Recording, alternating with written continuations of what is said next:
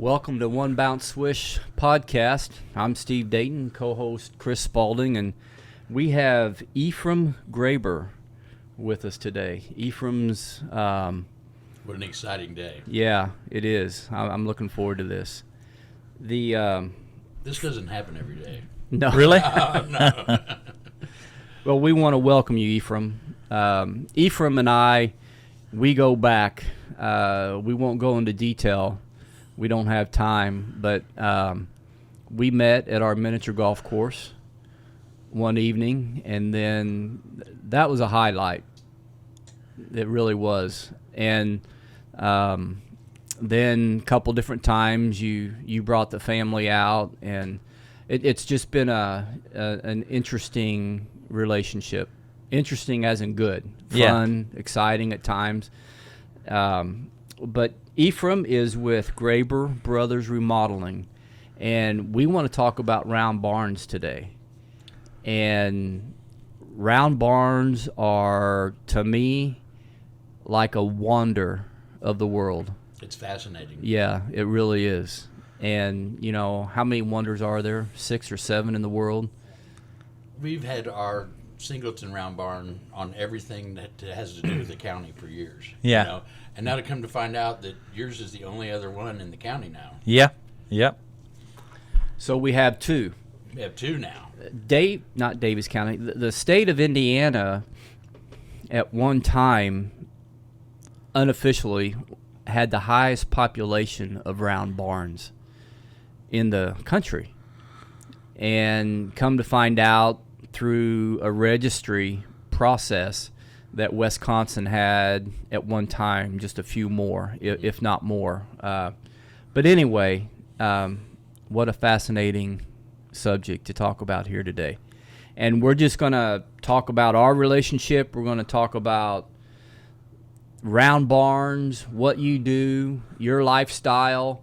You come to us respectfully as the Amish culture, which is respected here in Davis County and throughout The world. Yeah, really. I mean, a lot of different communities that have that population, and you know, people are interested in the lifestyle, they're interested in projects, they're interested in what everybody does. what was the original thing that you got started on when you were a young man starting out? I actually work for an Amish guy that had a crew, and we remodeled a lot of barns. Amen. So that kind of got me interested in that.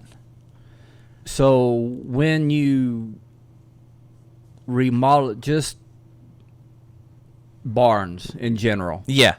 square barns, structures, because there's rectangular barns, they call them, if you Google them or whatever.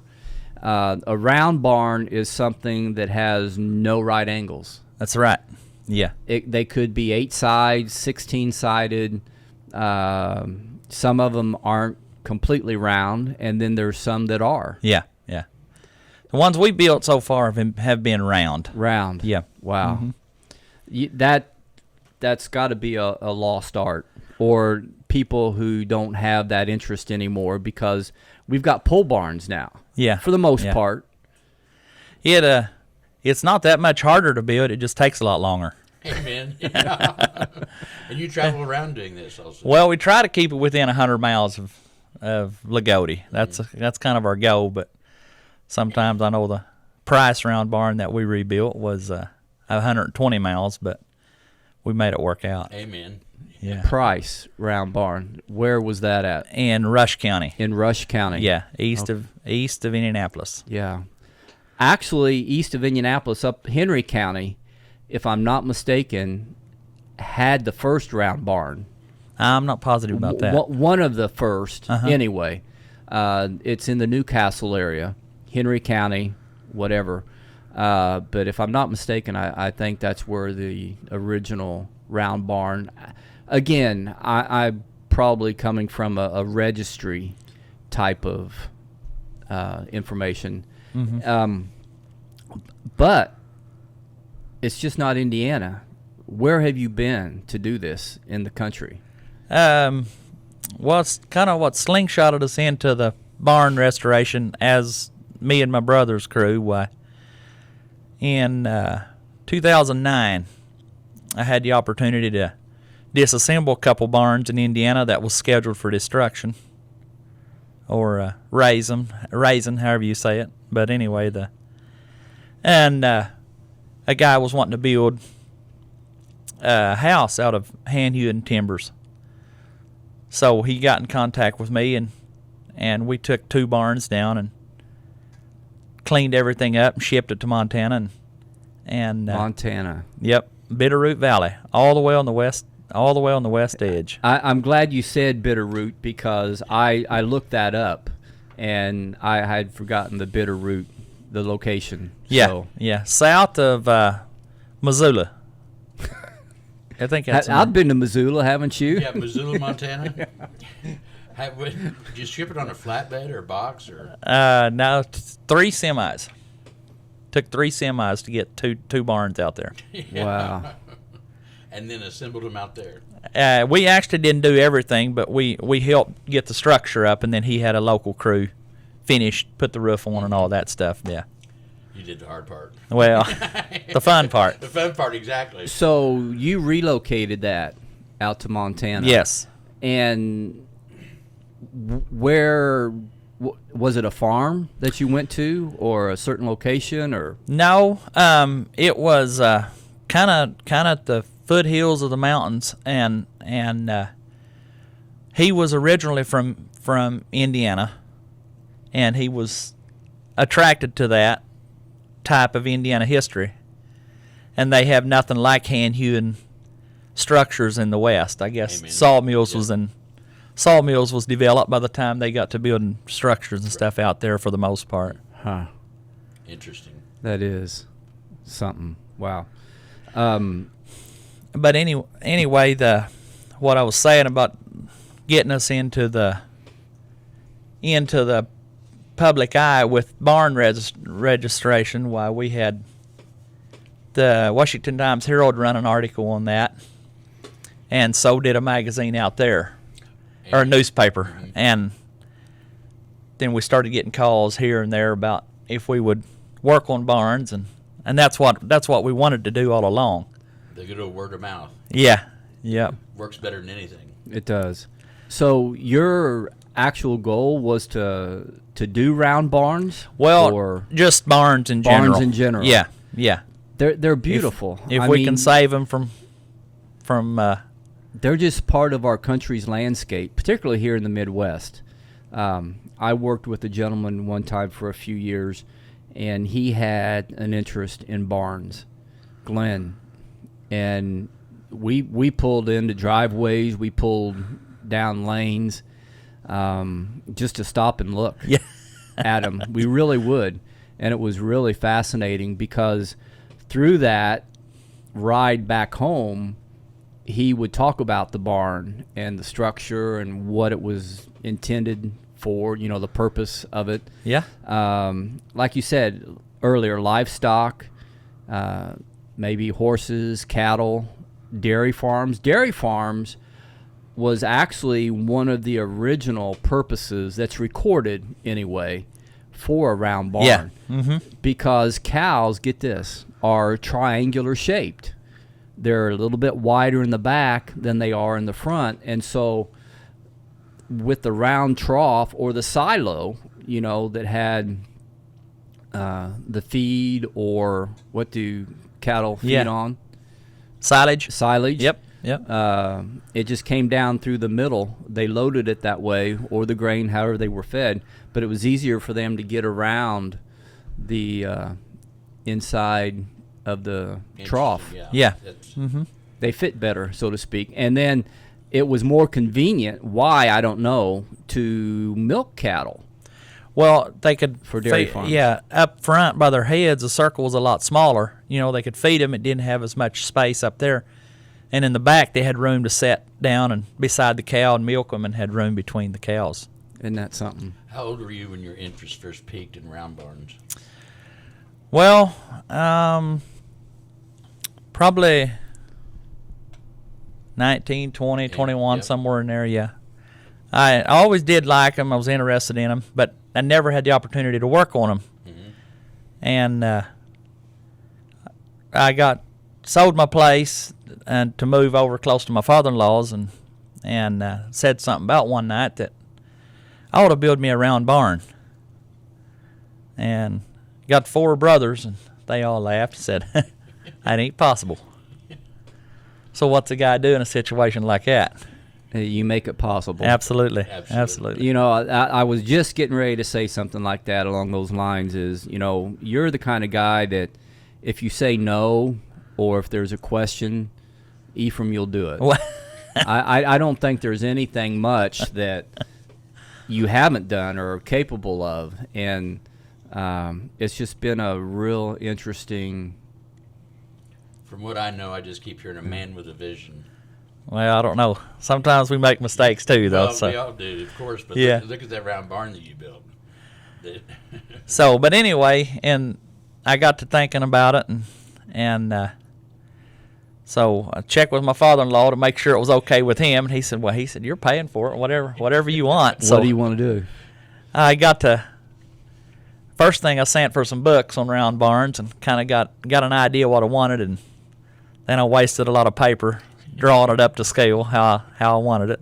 But yeah, it worked out. Luckily, Did you keep all that? I did.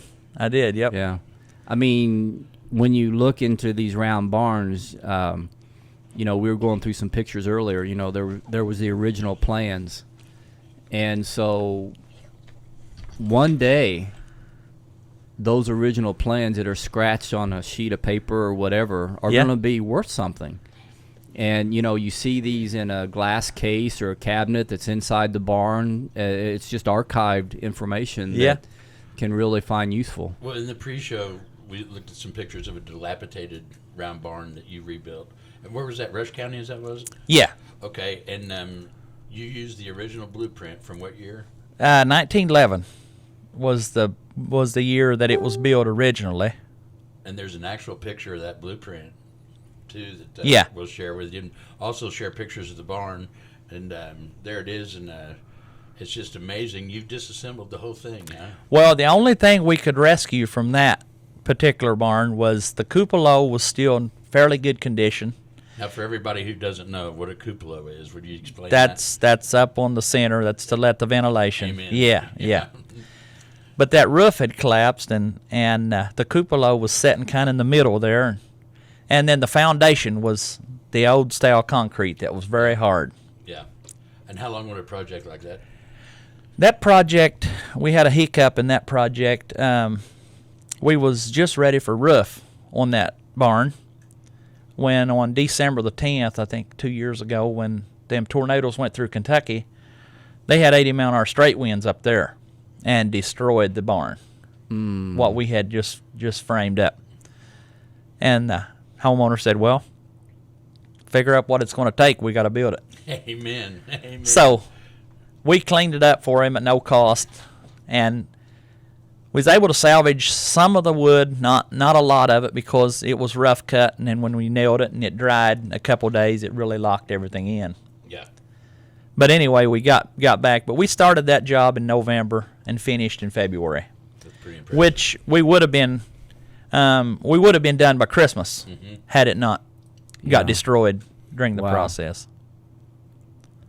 Fascinating. Oh, I know. I work for the Amish crew, and there's no time wasted, and it all happens pretty quick all the time.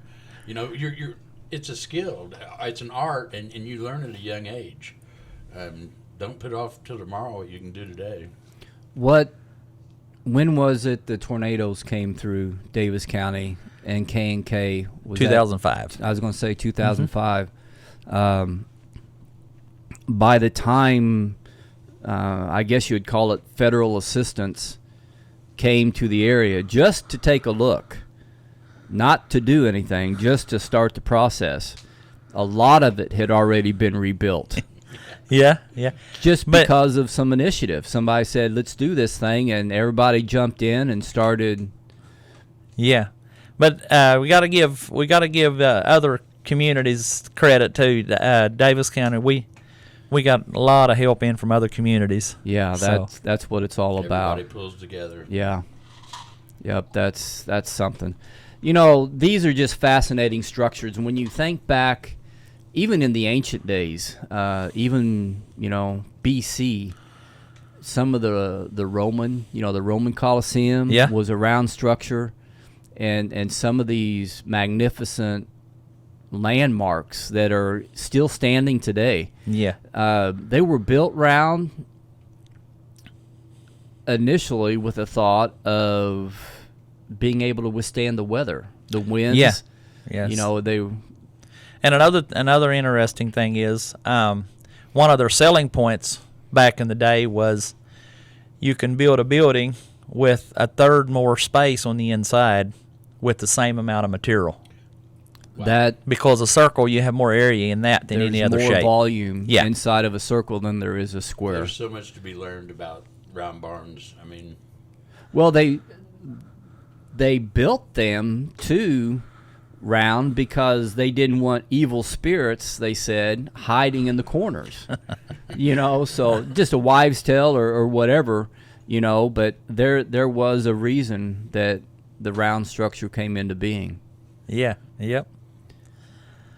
That's really something. The round barns throughout U.S. history might be even before this, but our first president, George Washington, had a round barn in Mount Vernon. Was it 8-sided or 12-sided, something like that? Something along those lines. But that was the late 1700s. And then there was a period of time, the origin was actually, they say, with the Shaker religion. Yeah. And around the 1820s came into being more prevalent and more of them. And then it was actually the late 1800s, 1890 to the 1920s, where round barns really started into their own. 1910 was the peak for Indiana, the most round barns built that year. 1910. Yeah. I'm not positive on that no more. I'm not sure. I seen the graph, but I forget now what it was. Yeah. What are they? 220 round barns in Indiana at one time. At one time, yeah. Now it's in the upper 90s now. Upper 90s. Yeah. Wow, that's not distinction or extinction, but they're headed the wrong direction. Yeah. Right. Yeah, and you looks like you got plenty of work ahead of you. Well, how's that? Yeah. And then when we got through the Depression here in the United States, they started building the rectangular structures. Yeah. And so the round barn kind of took a back seat a little bit. And that was after the Depression too. They discovered about like they could make the trusses, what we call a hip roof barn. There's another word for that. Gambro or something. They figured out they could make trusses for them barns that took a lot less lumber and was not as much manpower as it had took formerly. Isn't that something? The round or the polygonal, they say, sides, the 8, 16, however many sides there were, but again, just no right angles. Yeah. Yep. Classified it as a round barn. What is the German word for a barn raising? What would you say? You got me there. Fascist Los. Okay, it's got 16 letters. I looked it up. Okay. Now, the different Amish communities have different dialects. That's right. Yep. So it could be pronounced different, or a word might be changed or flipped or whatever, but it's Shinanoftoof, something along those lines. Now, don't hold me to that. Yeah. Oh. But it's SCHEUNENAUFZUCHT.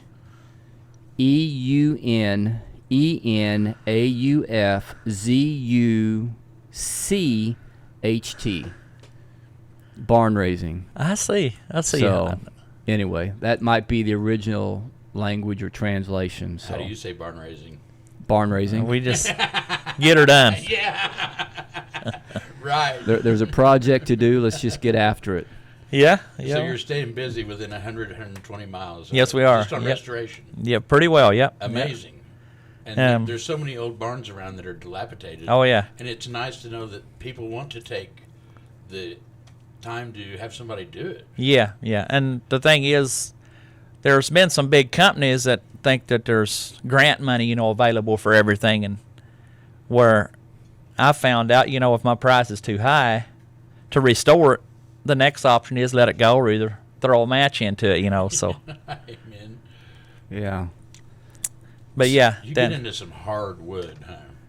every once in a while, I mean, there's old wood is hard. it is. It is. If you very tried hard. to ever drive a nail or even pull a nail or change it, Normally, you won't pull them.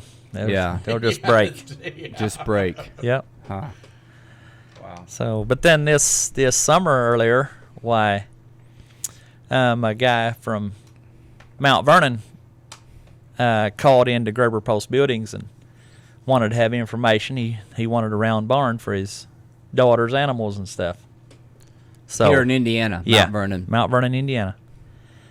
So them guys put him in contact with me, and he called and he was excited to do something. So that was on a Friday, and the next day he come up to look at my barn, and he said, "This is what we want." right on. So, and so that was in June, and then we got to cutting the lumber, which was pretty easy to do because of I could just go to my barn and get the measurements on the stuff we needed. He wanted exactly like it, except no lean-to and no hayloft on the inside. Mm-hmm.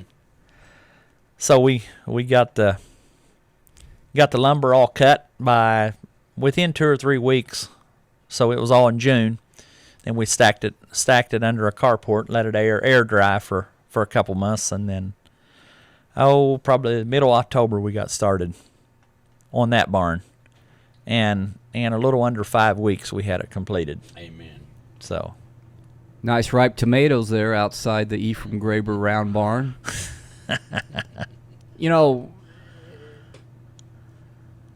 It's kind of a landmark.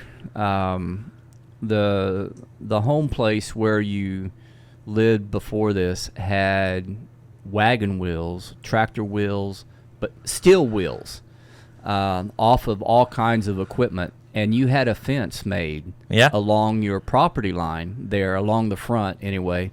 And now when I picked Ephraim up, there was a pile, 900 and how many? Not exactly sure. 900 some. We'll say it like that. Okay. I'm thinking around 950, I believe. All shapes, sizes, widths, narrow, wide, and he's making a fence out of all those, and that's unique in itself. Vision. Yeah. It's sort of vision. I always tell them at our farm, everything's round. The barn, the wheels, maybe a little bit the owner. Yeah, speaking of that, I'd like to thank our sponsors, okay? Yeah. Domino's Pizza over on East National Highway, because, Ephraim, if you can't tell, Chris is eating well. That's right. That's right. Media Pros out of Louisville, Kentucky. Also Putter's Bay here in Washington, Indiana. I think last week we even forgot to introduce Virginia and Alley, and it was brought to my attention by a man that critiques us very closely. It was my brother, Brian. Well, that was a great session in itself. Sometimes we just sit and talk. It's just a real and it's amazing how the Lord will lead into a conversation, and the comments you get, the input. People say, "Wow, I really need to hear that," and to be able to be an encouragement to people from just existing to living life abundantly. That's right. And there's so much, even in our conversation about round barns, the relationship that we have with Ephraim and his family, and seeing what I can do with an opportunity. They just, if you're open to the idea, then you can pretty much do whatever it is you want to do. It makes life exciting. Yeah. Yeah, it does. I mean, I've never known grass to be able to. Grass grows around him all the time because he's always moving. Yeah. Ephraim is. Well, we wasn't just.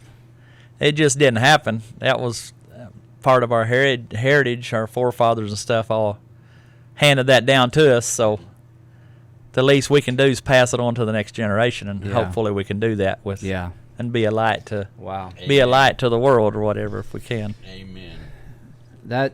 So tell us a little bit about the Amish. I mean, you're horse and buggy. Yep. Right? Yep.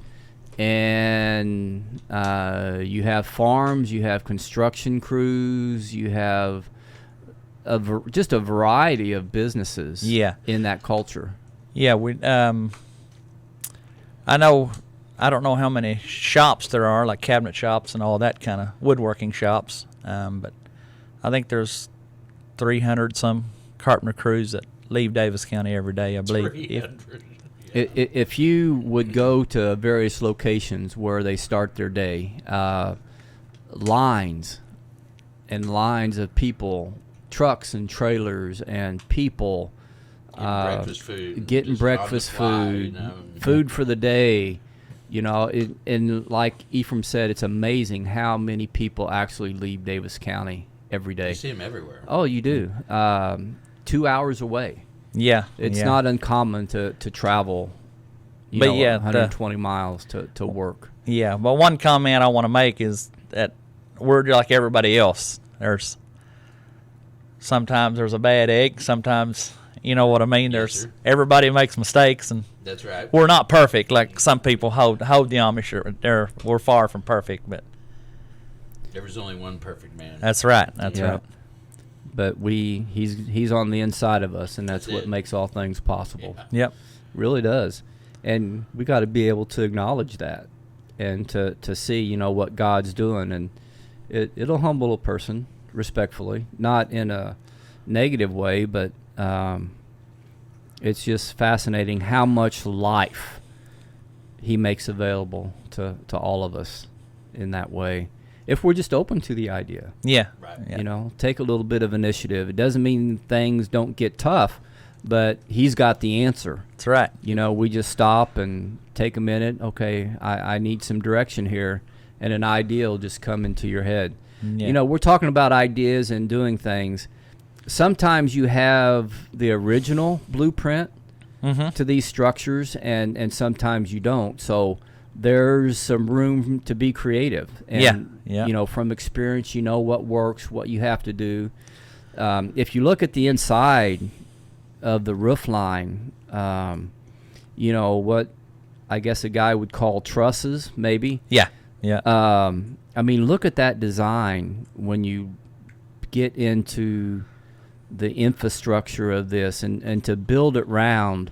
There are no trusses. These are all handmade. Yeah. Right? Yep. That's right. With a saw, with a square and string and whatever you can do to make that angle happen. And how long was it that you took to put that one together? I done that mostly nights and weekends. I did have my brothers that told me it couldn't be done, showed up to help me in various days, but I done that about all nights and weekends. And I started on Memorial Day. Started on Memorial Day with the woodwork. The concrete work was done. And on like the first week in December, I had it painted and had everything done. So there you go. Wow. Stanley help you? Well, no, he didn't. He wasn't quite one yet, I don't guess. Or Amen. Yeah, he there, would though. have been. Yeah, he was actually. He would have been 2 when I built the barn. Yeah, that's right. Well, you've got 6 children and a wonderful wife, and I'm sure there's plenty of things that you can do to stay active just around the home place. Yeah, that's There's always something to do. that's right. A person who wants to find interest in round barns, maybe after listening to this podcast, can get on Facebook. They can Google round barns, There's just all kinds of different ways that you can get more information, but these are just magnificent structures. I mean, when you really you can't appreciate the size of one till you're on the inside. That's right. Yeah. You really can't.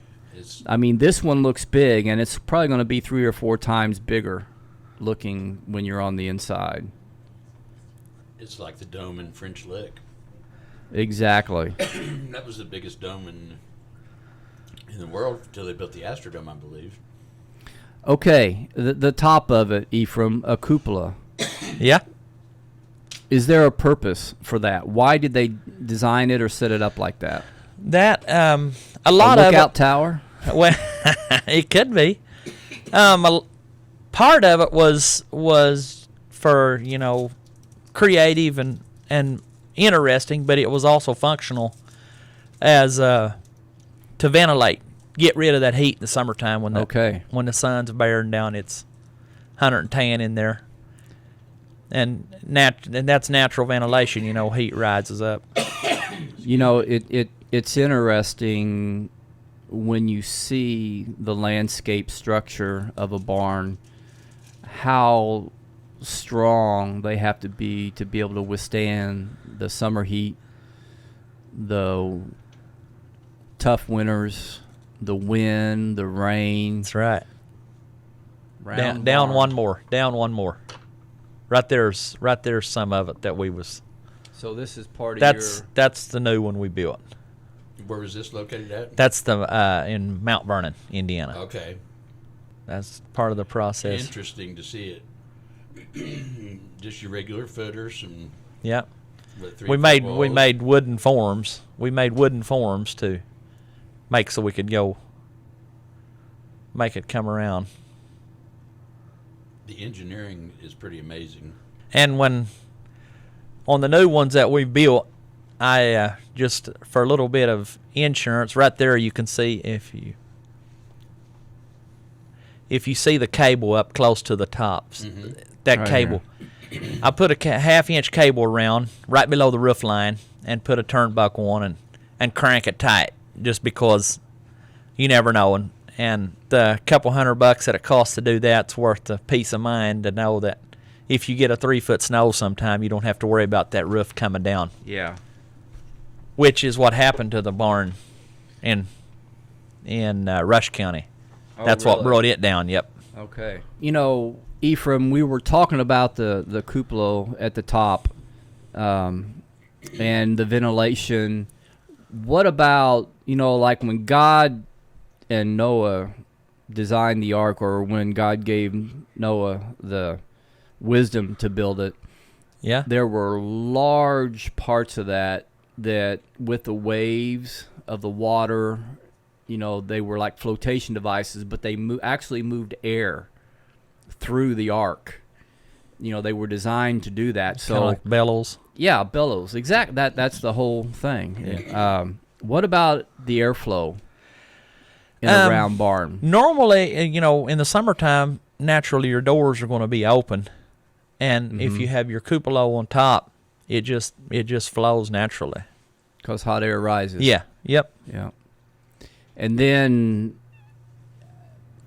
probably not any different whether it's a rectangle barn or a round barn as far as keeping warm. No, I don't think there's probably not much difference in that. Yeah. So let's talk about kind of the, maybe not in detail, but the step-by-step process. Say somebody wants a barn restored or they want one built. What do? You get the phone call, come up with the idea, the plans. What is that process?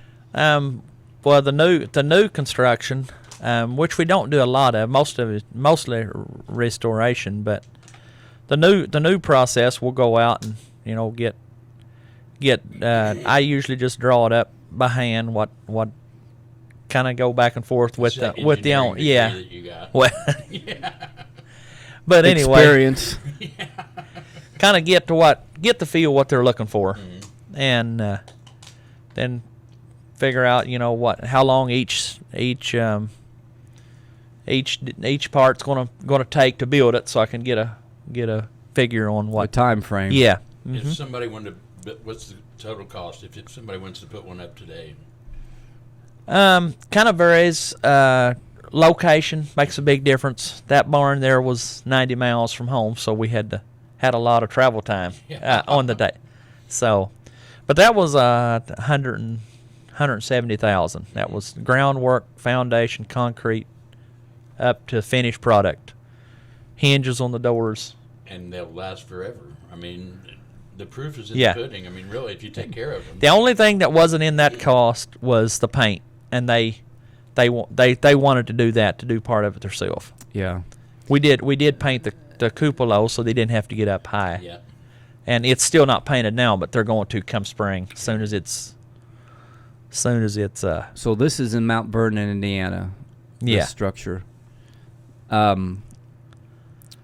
It's interesting. A barn, they say, you've always heard, is only as good as its roof. That's right.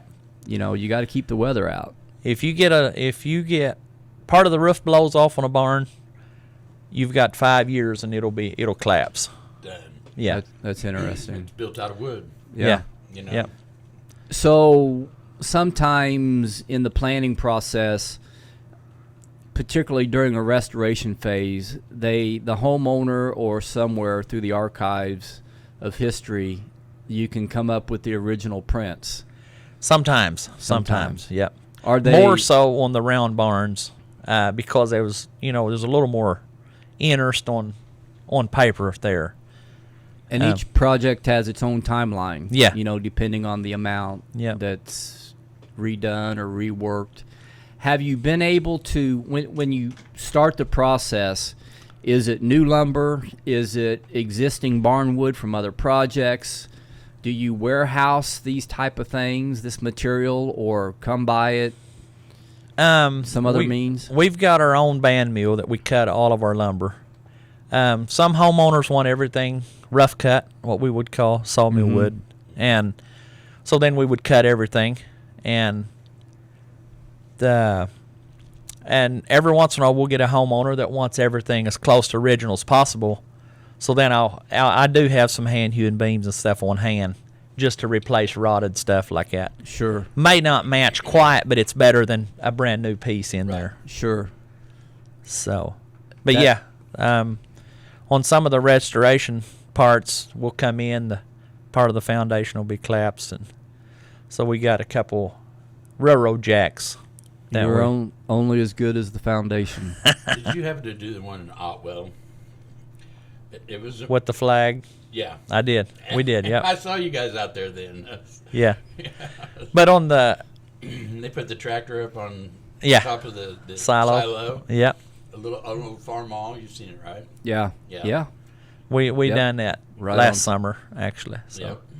Yeah, he's put a little bit of time and effort. I laid on the Into air that. horn That's when I a went fun by, project. so- Yeah. So, but anyway, whenever you have to do the work on foundation, that's probably the dangerous part. Sure. Because we got a couple railroad jacks. We'll bring a steel beam or something in, and Railroad jack. What is a railroad jack? well, they used them on the railroad.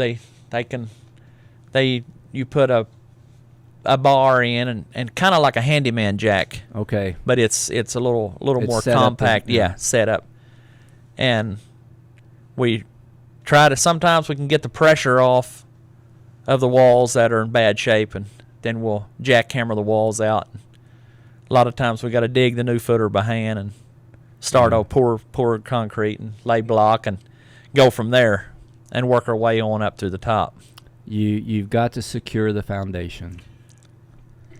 That's just life Build in up a general. firm foundation. Yeah. Yeah. Yeah. So tough situations. I mean, construction, there's always something that comes up, or how do you do things, or we've got this situation, how are we going to handle it?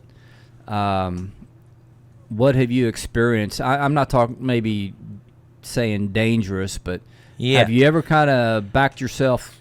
You can't say, when you're building a round barn, you can't say you backed yourself into a corner. Yeah. But have you ever came across a situation that's like, okay, now what are we going to do?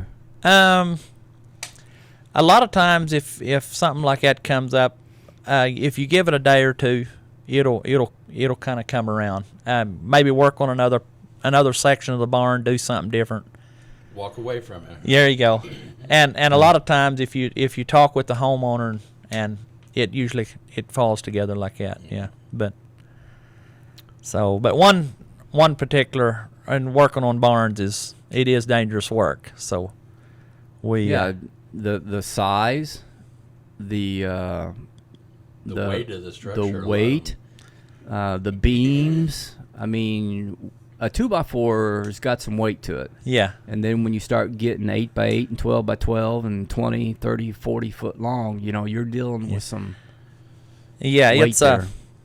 One particular incident that I know we had, that after we got out of it, we just had to stop and count our blessings that we was still here. I mean, yeah, it could have really, somebody got hurt. We was jacking up a barn, had part of the hayloft had one of the upright beams had rotted off, and so the hayloft was sagging about, I don't know, 2 feet probably. And we had our railroad jack in there, and normally I bring my own 4x4 or 4x6 from home out of the sawmill that we use from the jack to the whatever we're raising.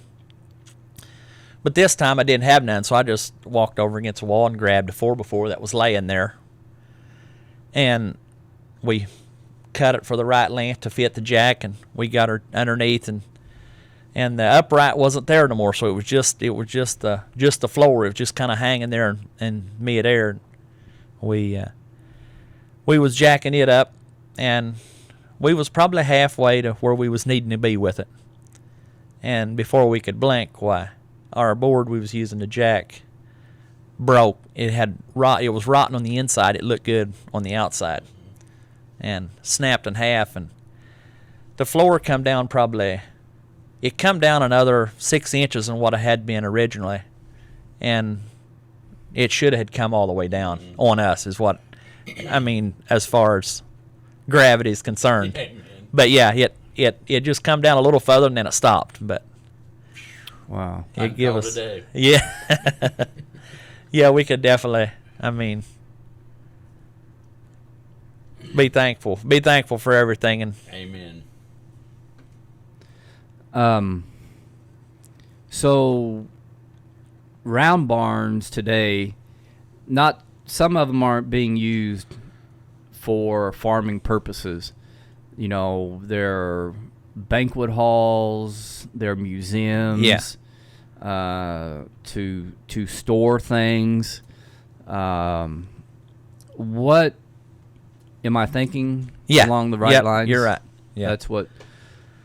So it's kind of unfortunately going away. Yeah. The round barn. Mm-hmm. Except when Ephraim comes around, it's time to restore or build. Well, I don't know about that, but now for a business investment, then I mean, come on, you could build a brand new one. It's going to attract people. A banquet hall. That's ingenious. Yeah, it's amazing what weddings. Yeah. Receptions, banquets, those type of things, that meeting places, along those lines. Yeah, so. there's a lot of that going on with the barns in general, any kind of barn, yeah. Yeah, we've got a really nice barn down on the farm that it's just getting people up on that level. How are we going to get people up to where they need to be? Yeah. Because that's where all the room is in the upper part of the barn. Mm-hmm. It really is up in the hayloft, so to speak, or whatever. But time for no pulley elevator. Yeah. Get a horse and buggy and pull a rope and take people up, huh? So we had one in our seed house, just a platform elevator, ran by big pulleys, Uh-huh. and they had an electric motor on it. And, well, if you don't have electricity. well, enough electricity. I actually took an elevator out of an old 3-story hardware store in Bicknell that they was going to tear down. I have it, but I haven't put it back up yet. But it's run by pulleys and a big flywheel. It was interesting. We were in New York City one time when I was with the IU basketball program, and there was probably 25 of us, and we get in this freight elevator to take us up 5 floors. And this is in Madison Square Garden, and this gentleman, he probably wasn't much over 5 foot, just pulled a rope, hand over hand, 5 stories. And it was an amazing feat. I see. To see. Yeah, he didn't push a button, but took, all that weight. And the way, do you work a lot with pulleys? I mean, is that something? Not levers, a lot. Or levers, as you would say, maybe?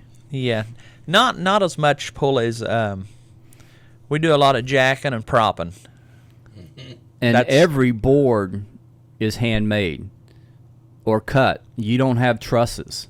Well, no, not normally, no. Every piece is hand cut and yeah. fit to the size you need. Yeah, we normally try to keep a selection of logs there, different lengths that if we show up at a barn and we start changing the roof and we see that there's a 20-foot beam, that's bad.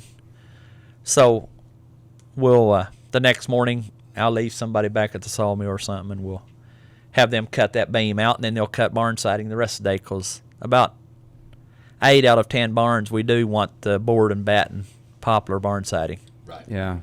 So I know last year I think we done about 20,000 board feet of that barn siding.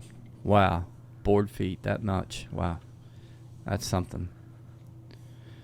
So, can you think of anything else you want to share? Or Chris, you got any questions that? No, what's your contact info in case somebody wants to build a round barn? Or they need a restoration? Yeah. How can they get a hold of Ephraim? 812-486-6012. I think it's And they fascinating. can call or text, whatever. Amen. A lot of the barns that we work on is spotty service. We're out back along the Ohio River or something like that with no service. Yeah. And there a text is real nice. They can send it, and when I'm on the way home I can get it. I think it's a wonderful trade that you're doing. It's obviously a dying trade. There's not a whole lot of people doing it. Yeah. And it's really cool, your interest in that. I mean, it fascinates me. I'm fascinated by round barns, and for you to go out and walk on water when they said you can't, all your brothers had said, you can't do that. And They quit saying that now. You tell Ephraim no, and it's going to turn to a yes. Right. Not out of spite or anything. It's just it's just something that I learned that early on. Vision. Are you still open? No. That was the first question I asked him, or he asked me, and then all of a sudden there were 25 people come to play miniature golf. So Guess what? He opened. and we opened, of course. Nobody comes alone. Okay, I thought of a question. The round part at the top. Yeah. That's obviously got a purpose other than the cupola. Do you just bring it to a certain point? You know how big that's going to be, or where? Is there a purpose for that structure? On the design. The cupola. Yeah. Yeah. Not necessarily. The main thing is for the ventilation, and then the rest is preference of the owner. If they want something distinct or So that could vary in size. Yeah. It could be 3 foot. It could be 10 foot. Yeah, and it would just the bigger it is, the more heat you get out quicker. Yeah. So yeah. Yeah. So as far as weight, the structure, the support, that really isn't a factor other than getting the way it needs to be in place. Yeah. No, it's really not because whenever you cut wood out in the sawmill and it's still not green, but I like to let it air dry for at least 3 months before we do a new structure. Now we can cut a beam and put it in, you know, and it'll dry as it goes, and that's no big deal. But on a new build with sawmill wood, I like to let it air dry at least 3 months. And if you go and you put that up, you nail it, and it gives it 2 weeks or so, and then it really dries out when you get it up and in the air, you know. Sure. And you go back and try to pull them nails, it's impossible. Yeah. Are you nailing like the one in Otwell? Is that nailed or screwed or That's nailed. nailed? Mm-hmm. A lot of times we'll nail the barns, like on the board and batten barn setting. We'll nail that, and then we'll use like deck screws on the battens, and go between the boards. Mm-hmm. That way the board can dry out a little bit and it won't split the batten. Amen. Are they regular nails, or are they the old-fashioned looking nails? They're regular nails. They're what we use. Maybe 16 penny or whatever it is that. Because when you look at an old nail, it's triangular shaped. Yeah. Yep. And so, you know, even the nails that you put in horseshoes are different than what we would see at the hardware store or whatever. Yeah. So square nails was easier to make longer ago with what they had to do with. But square nails, your wood don't split as quick if you're nailing close to the end of the board. Oh, really? Yep. The square nails. Square nails don't split near as quick. Huh. See? I've seen them on a lot of old construction, you know. Yeah.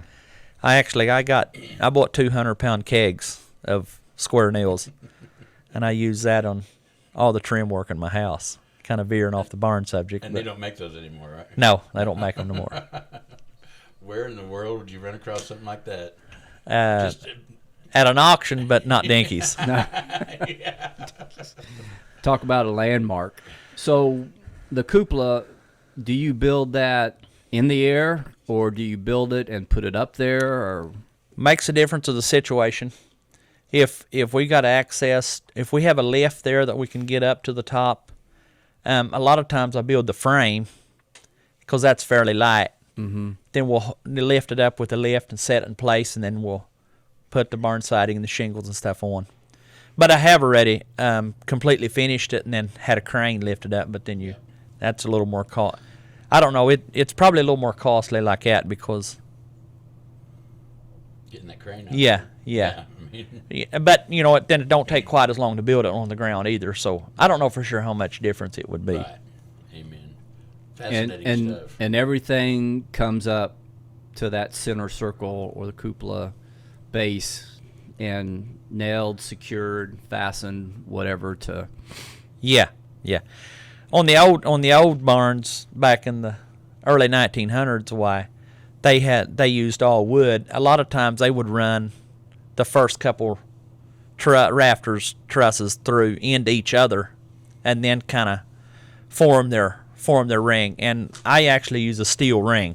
Mm-hmm. I think it looks a little neater and stuff, but it makes a difference, you know. The barn we rebuilt in Rush County, it had we built it without a steel ring. They wanted the original look. Okay. Maybe you could use one of your wagon wheels or something. I got one of those back home. So, does anybody else have a question? We do have to thank our sponsors again, Steve. We can do that. About Domino's Pizza, because Ephraim, Steve, everyone, if you can't tell, Chris is eating well. Yeah. Thank you, Domino's Pizza. I mean, you can't go wrong with a call to Domino's. Media Pros out of Louisville, Kentucky. Putters Bay out of Washington, Indiana. Without Putters Bay, we wouldn't have Ephraim sitting here. That's right. This relationship might have never been come into existence or not. But thank you, Ephraim. Well, thanks, Steve. What's your questions? She texted you. I know. Just tell me. Well, does it rain when you have the tupelo? Can the rain get in? No, them are built. We built them. I like to put the ventilation part right under the roof, where the rain cannot get in. Now, sometimes in a raging snowstorm, you'll get a little bit of snow in, but no, not rain. Yeah. What Just you got, depend. Virginia? My question was, okay, I I saw on the picture, there's the round circle that you start with. Yeah. Before you put the top, how do you get that up there? That's a good question. We take it up. We take a lift inside the middle, and put a guy in it, raise him up there to where he's in the general vicinity. Then we'll start bringing them rafters in, fasten it on the wall, and lean it into it. We'll put the first one up there, and then he's still balancing that. Then we go all the way on the opposite side of where the first one was, put one in. Then we got the right height and everything. Then we'll go. Our first 4 take longer than the rest of them altogether. Right. Then you got When we get 4 of them up there, get them fastened, then you can drop the lift down and be able to move around better. Which I know that's not how they done it in the old days, but engineering feat. Whatever works, right? whatever works. Yeah, exactly. That's my question. How high is it? That barn there is 32 foot to the steel ring in the center. Yep. Which that's same high as my barn also. Yeah, just On that picture there, the sheeting or the boards that under the shingles there, them get spliced on every truss. As you can see there, we're cutting them all little pieces. When you start on the bottom, they was 4 foot on top of the wall, and when you get up on top, they was 3 inches. So there's no waste. There's no waste on a round barn hardly. Right. yeah. Wow. Wow. And the shingles are the same way. If you cut a piece of a shingle off, you lay it back. When you get up top, you can use You can use it Yep. again, or Yep. the remaining piece. Yeah, the remaining piece. Yep. Yeah. How many guys do you got working with you? We're 10. 10. Yeah. Yep. And you get after it. Well, we try. Yeah. I know there's a lot of room. There's room for improvement with everybody, including myself. Yeah. Amen. Well, Keep the vision, my friend. you know, it's just fascinating to, concrete's concrete. I mean, whether it's block or stone. They used a lot of stone in the Yeah. original round they did. barns. Just because, concrete has obviously become a little bit better to work with. Yeah. Maybe economical, but not quite as labor intensive. But Somebody asked earlier on about how you start. Actually, in that picture there, you can still see the stake in the very center. very center, the orange stake Yeah. right there. We would hook our tape onto that and go out and just walk around the circle, painting the line to dig the footer. Spray can. There And it then the is. same thing on the footer when we was ready to set our forms. We just walked around the circle with a Sharpie marker, and just everything went The around. simplicity. Yeah. You just got to make it work. I mean, you don't want to make it difficult. There's enough decisions, I'm sure, that you have to.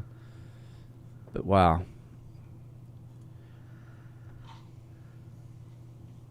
There you can see some of where we had quit one evening. We wasn't quite done with this first part is up by the break in the roof. We went all the way around and done that, and then we went on the top part and used all of our scrap wood and finished.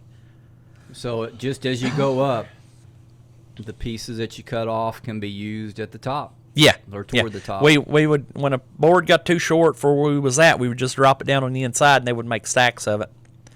And then as we got up closer to the top, we would go down and get a stack. And Is there a kind of wood that works better, or that you prefer to use? yes, An yes. exterior wood, Poplar. poplar is what? Okay. It's light. It's lightweight, and the best thing, it's bug resistant.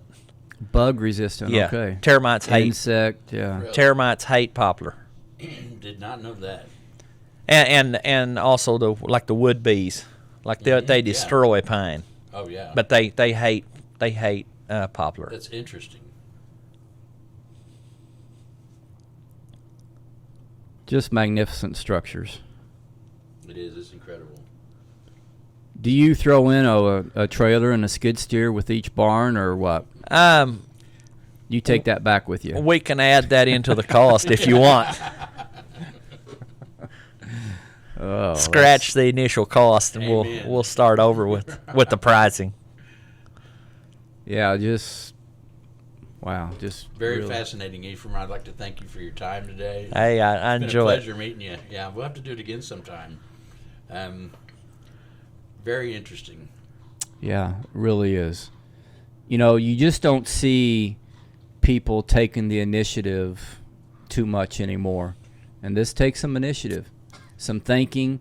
You know, where there's no vision, it says people perish. That's right. Or That's just right. fall short of what God has planned for them. You know, not actually perish or anything, but just maybe fall short and not be successful in the plan that He has for us. And being able to see something and bring it to fruition like this is just fascinating. You got to understand. Yeah. Yeah. I mean, there's PhD in experience, huh? You got a degree in a PhD degree in experience. Yeah. Well, Every no, project has to be different. It is. It is. Keeps it exciting. Yeah. Well, Ephraim, thank you very much for your time. Thank your family. I know you're all busy and a lot going on. We just really appreciate what you do. We appreciate your friendship, the relationship we have, the interest. It's just not prevalent in today's society. Yeah. And to whether it's new construction or renovation, restoration of not just round barns, but any barn. Yeah. Yep. You know, you need to call Graber Brothers Remodeling at 812-486-6012. And we'll have some of that information to links and stuff down at the bottom of the description following the podcast here. But you know what to do. Hit the like button, subscribe button if you're interested. We appreciate, again, Ephraim, thank you, and your family. We appreciate everything. Thank you.